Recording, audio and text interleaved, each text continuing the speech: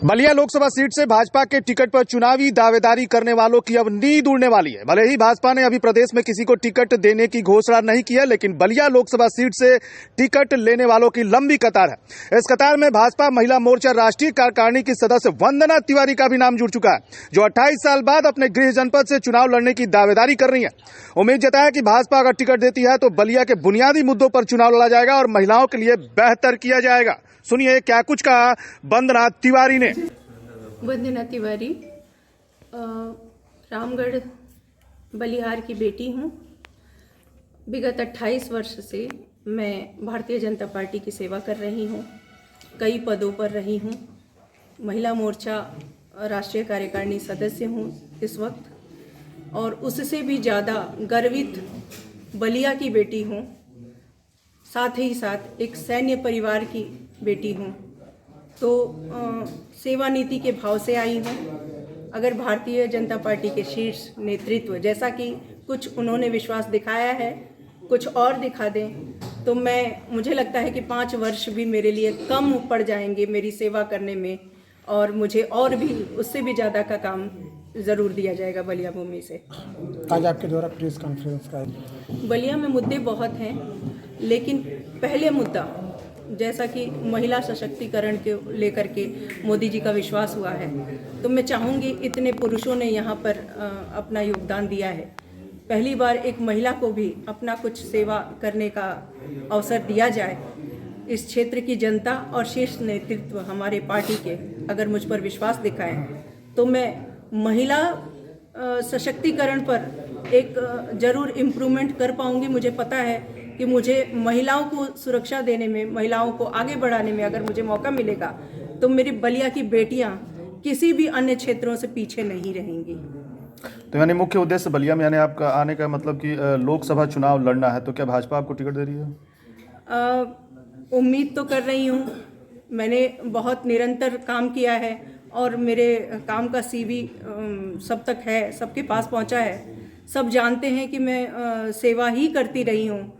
यहाँ तक मैं कहना खुद को, चाहे मुझे मीडिया में नहीं कहना चाहिए, लेकिन मैं फिर भी कहूँगी कि मैंने राजनीति अभी तक नहीं की है।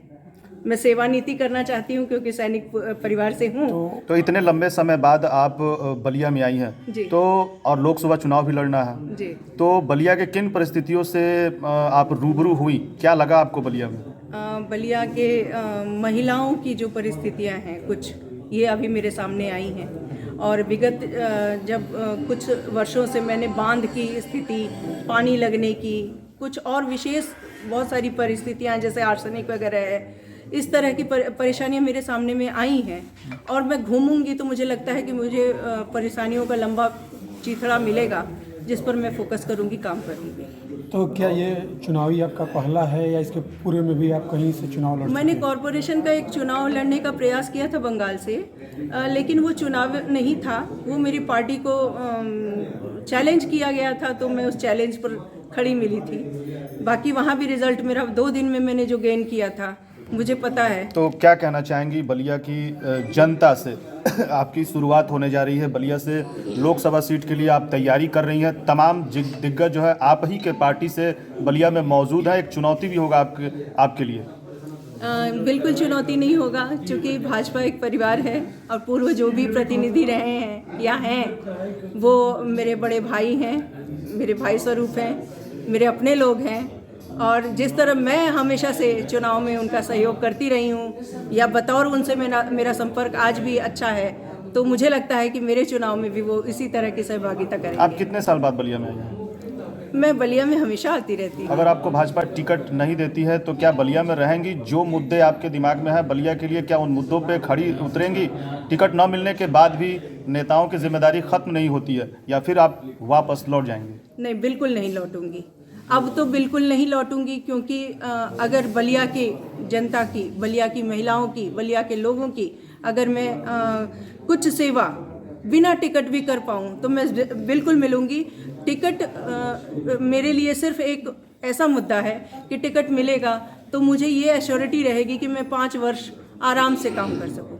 टिकट और कोई इतना विशेष नहीं होता है काम करने के लिए। जैसे फौज में अगर आप देशभक्ति करना चाहते हैं तो ज़रूरी नहीं कि आप वर्दी पहने, ठीक वैसे ही अगर मुझे अपने क्षेत्र की सेवा करनी है तो मुझे ज़रूरी नहीं कि टिकट मिले, पर मुझे ये विश्वास है कि शीर्ष नेतृत्व इस पर ज़रूर विचार करेगा।